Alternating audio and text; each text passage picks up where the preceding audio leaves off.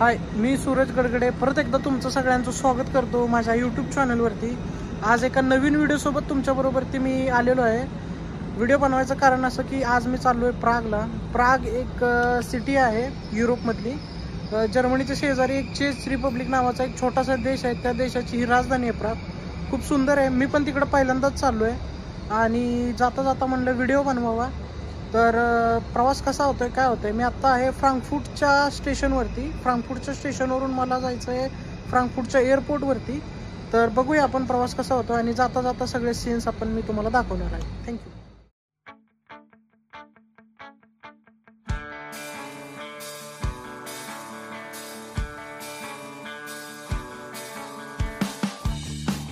जसं मी म्हणल्याप्रमाणे आता मी फ्रांकफुर्टच्या स्टेशनवरती आहे।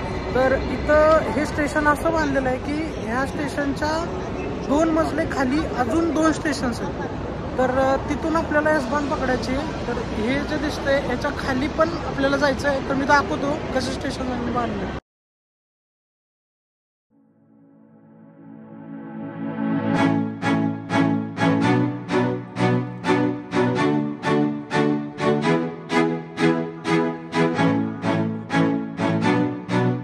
तर आता आपण उतरून 1 मजला खाली आलेले आहोत। अजून 1 मजला आपल्याला खाली जायचं आहे। तिथून मला ट्रेन पकडायची जी एअरपोर्टला जाईल।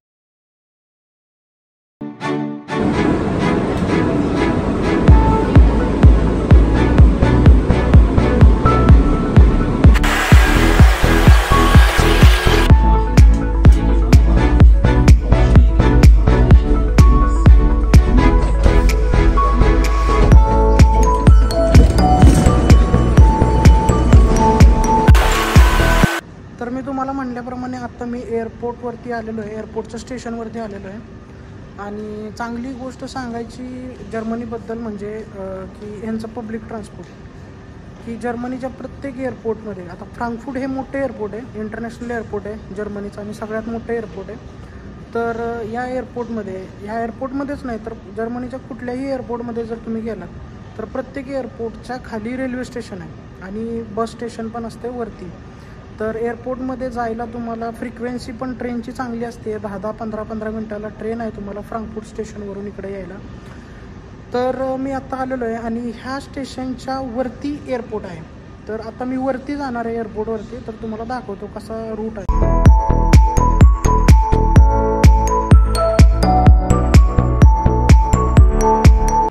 तर मी जसं तुम्हाला म्हटल्याप्रमाणे मी आता 1 मजला चढून वरती आलो आणि 1 मजला चढून हे मी एअरपोर्टमध्ये पोहोचलो डायरेक्ट। तर इथून रेल्वे स्टेशनपासून ते एअरपोर्टला डायरेक्ट एंट्री आहे। त्याच्यामुळे तुम्हाला कुठलाही त्रास होत नाही की म्हणजे टॅक्सी करा किंवा शोधा। त्याच्यामुळे इतके इझिली तुम्ही पब्लिक ट्रान्सपोर्टचा यूज करून कुठल्याही एअरपोर्टवरती ॲक्सेस करू शकता। वरती आल्यानंतर मला अजून एक एस्केलेटर घेऊन वरती यावं लागलं, अजून 1 मजला वरती, जिथून मला माझी बॅग ड्रॉपेज करायचे। तर आता मी एअरपोर्टमध्ये पोचलेलो आहे आणि आता मी इथं बॅग ड्रॉप करणार आहे। तर हे जे बघताय तुम्ही, इथं मी बॅग ड्रॉप करणार आहे आता। आणि इथं बॅग ड्रॉप करून माझा बोर्डिंग पास घेऊन मला गेटवरती जायचं आहे की तेव्हा मला कळेल की कुठल्या गेटवरती माझी फ्लाईट लागणार आहे। तर बघूयात या।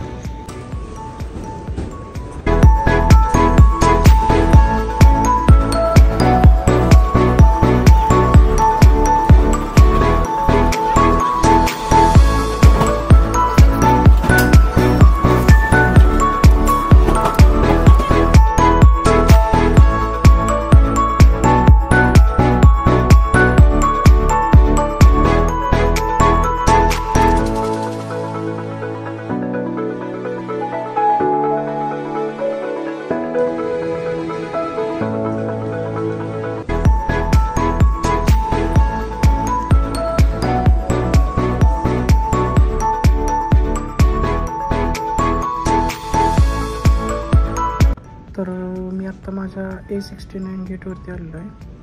तर इथं गेटवरती आल्यानंतर माझं अजून विमान लागायचं आत्ताशी 11:15 वाजले। तर माझं बोर्डिंग 12:10 चालू होणार आहे आणि फ्लाईट माझी 12:40 आहे। तर तोपर्यंत 1 तास मला वेट करायचं आहे।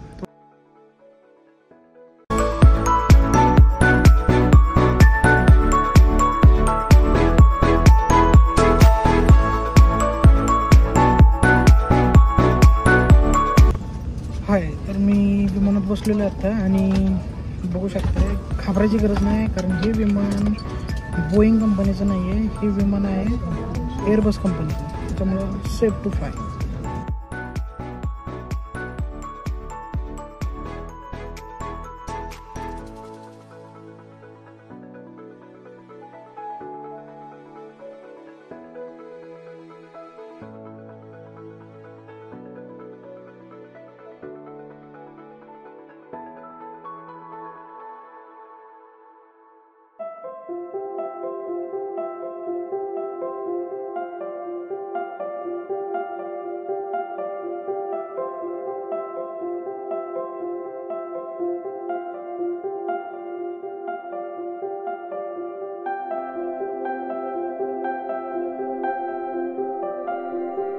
तर आता मी एअरपोर्टवरून प्रागच्या एअरपोर्टवरून उतरून बॅगेज वगैरे कलेक्ट करून आत्ता हॉटेलवरती आलेलो आहे. तर मला तुम्हाला हॉटेल दाखवायचं आहे.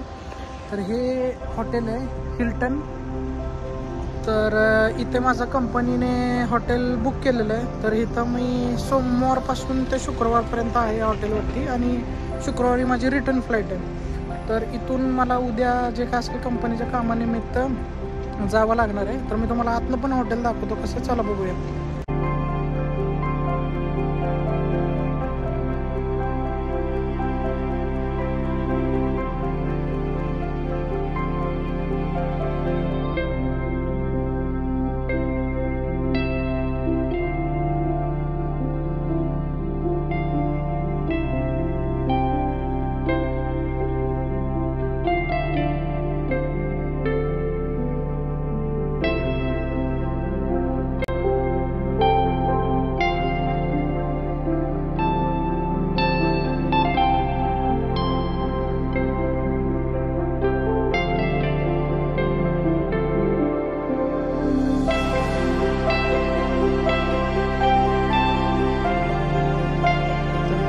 हॉटेलचा एंट्रन्स आहे इथं. आता सध्या मी हॉटेलच्या रिसेप्शनला मी माझ्या कीज घेतलेल्या आहेत रूमच्या आणि आता माझी 8व्या मजल्यावरती रूम आहे. तर मी वरती चाललो आहे.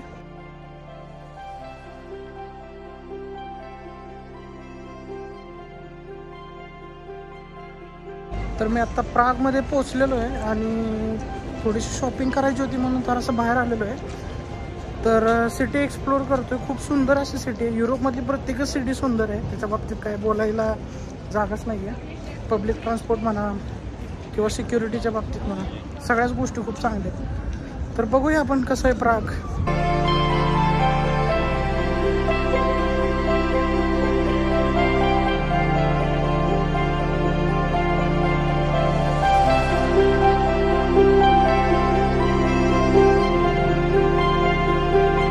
तर मी आत्ता शॉपिंग करायला हॉटेलच्या बाहेर आलेलो आहे आणि मला काही गोष्टी घ्यायच्या होत्या म्हणून मी जरा या सिटी एक्सप्लोर करतोय. तर बघू शकता सिटी, युरोपमधली कुठलीही सिटी जर तुम्ही बघायला गेलात तर ती सुंदरच आहे. आता सध्या मी तुम्हाला म्हटल्याप्रमाणे प्राग सिटीमध्ये इथलं पब्लिक ट्रान्सपोर्टेशन, प्राग ही चीज रिपब्लिकची राजधानी असल्यामुळे इथं पब्लिक ट्रान्सपोर्टेशन म्हणा किंवा बाकीच्या गोष्टींची ॲक्सेसिबिलिटी म्हणा खूप इझिली भेटत जाते. आता मी इथं एका मॉलमध्ये निघालो, मला ॲक्च्युली माहीत नव्हतं. आणि मोठा प्रॉब्लेम इथं असा आहे की ही सिटी म्हणजे हा देश युरोपमध्ये असून इथं युरोमधलं पेमेंट ॲक्सेप्ट नाही केलं जातं. इथं ह्यांची करन्सी आहे स्वतःची, त्या करन्सीमध्येच पे करायला लागतं. तर बघूया आपण काय ATM वगैरे भेटतं आहे का, करन्सी ट्रान्सफर करता येते का आणि त्याच्यानुसार शॉपिंग करता येईल.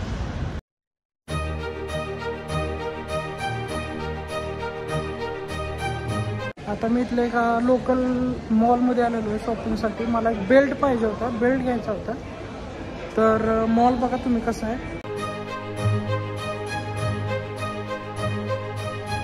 तर आता मी CNN शॉपमध्ये आलेलो आहे. तर बेल्ट बघतोय, तर बेल्टच्या प्राईस बघूया.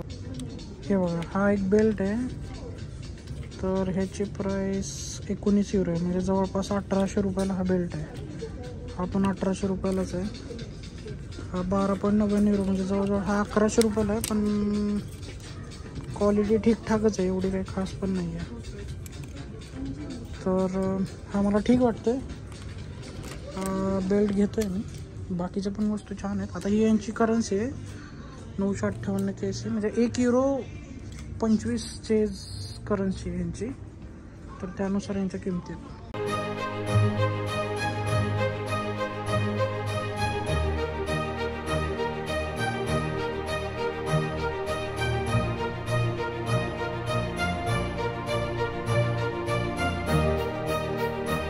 हाय, तर परत एकदा स्वागत आहे. आजचा दिवस दुसरा आहे आणि आत्ता जस्ट मी कंपनीमधून आलो ट्रेनिंग करून आणि घरी बोलून म्हटलं जरा सिटी एक्सप्लोअर करावे. आत्ता संध्याकाळच्या 8:45 वाजल्यात, पण तुम्ही बघू शकता दिवस कसा आहे. अजून पण इथं रात्री समरमध्ये रात्रीच्या 10पर्यंत वगैरे दिवस असतो, तर 10:15 10:30ला दिवस मावळतो. तर इथं मी आत्ता 2 गोष्टी बघायला चाललो आहे. एक तर डान्सिंग बिल्डिंग नावाची एक गोष्ट आहे की जी म्हणजे एक वेगळ्या शेपमध्ये बांधलेली आहे, जसं की डान्सिंग करते अशी वाटते. तर मी ते गेल्यावरती तुम्हाला तिथं दाखवेन नसतं. आणि दुसरी गोष्ट इथे बघण्यासारखी म्हणजे एक मूव्हिंग रोटेटिंग हेड आहे, जे की मॉडर्न आर्किटेक्चर म्हणलं जातं प्रागचं. ते मेटॅलिक शेपमध्ये आहे वाटतं.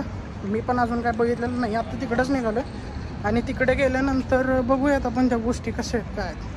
चला मग भेटूयात. युरोपमध्ये बऱ्यापैकी देशांमध्ये, युरोपमधल्या, मी सगळ्या देशात नाही म्हणत, पण बऱ्यापैकी देशांमध्ये एक चांगली गोष्ट अशी की तुम्ही जरी एकटे जरी ट्रॅव्हलर असाल तरी एकटं फिरणं खूप सेफ आहे तुमच्यासाठी. इथं ना कोणाला ना तुम्हाला कोणी हरास करेल किंवा ना कोणी तुम्हाला त्रास देईल. काही क्वचित अमाऊंटमध्ये त्या गोष्टी घडतात, पण मेजॉरिटीमध्ये तुम्हाला खूप एकट्याला फिरायला खूप सेफ आहे ही जागा.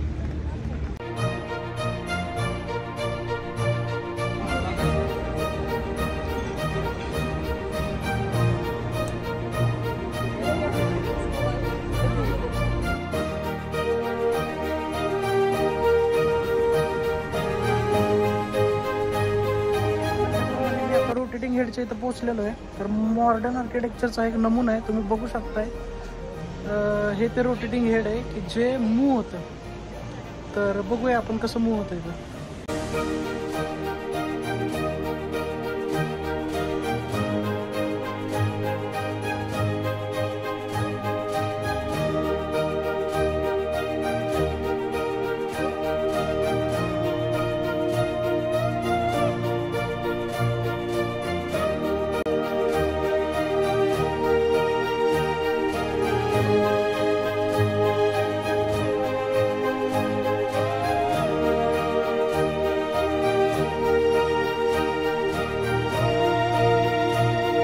तर मी आत्ता म्हणल्याप्रमाणे दुसऱ्या स्पॉटला म्हणजे डान्सिंग हाऊस इथं आलेलो आहे आणि डान्सिंग हाऊस हे माझ्या समोर आहे. तुम्ही बघू शकता ही ती डान्सिंग हाऊसची बिल्डिंग आहे. तर मला थोडीशी ह्याच्याबद्दल तुम्हाला इन्फॉर्मेशन द्यायची आहे ही बिल्डिंग बघण्याआधी.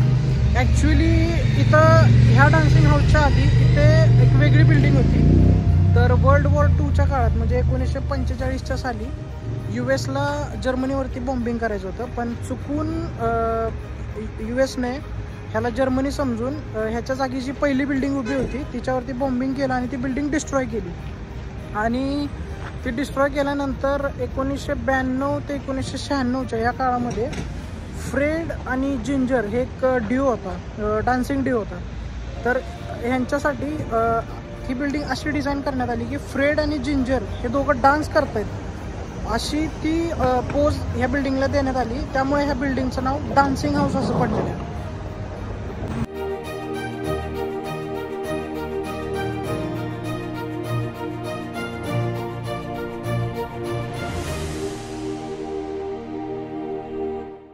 तर अशी होती ही प्रागची ट्रिप. सगळ्या गोष्टी आपल्याला बघता नाही आल्या, पण मला जेवढं बघता आलं तेवढं मी बघितलं आणि मी दाखवण्याचा प्रयत्न केला. जसं की रोटेटिंग हेड आणि डान्सिंग हाऊस हे आपण बघितलं. प्रागमध्ये बाकीच्या पण गोष्टी आहेत बघण्यासारख्या, जसं की चार्ल्स ब्रिज हा एक ब्रिज आहे जो की खूप फेमस आहे बघण्यासारखा, टुरिस्ट प्लेस आहे. आणि दुसरी गोष्ट बघण्यासारखी म्हणजे कॅसल पण असं म्हणतात की तुम्ही जर प्रागमध्ये येणार असाल तर तुम्ही कॅसल बघितला पाहिजे. आत्ता नाही बघता आलं, पण पुढच्या महिन्यात परत मी प्रागला जाणार आहे. तर मला गोष्टी मी परत प्रयत्न करेन त्या बघण्याचा. तर सध्यापुरतं एवढंच. आणि तुम्हाला जर व्हिडिओ आवडला असेल तर लाईक करा, शेअर करा, सबस्क्राईब करा. आणि तुम्ही काही टॉपिक मेन्शन करा कमेंटमध्ये. तुम्हाला काही टॉपिकवरती म्हणजे तुम्हाला काही सुचले असतील तर त्या टॉपिकवरती पण मी व्हिडिओ बनवीन. आणि सध्यापुरतं एवढंच. भेटूयात एका नवीन ब्लॉगसह, नवीन देशात, नवीन शहरात. Bye bye.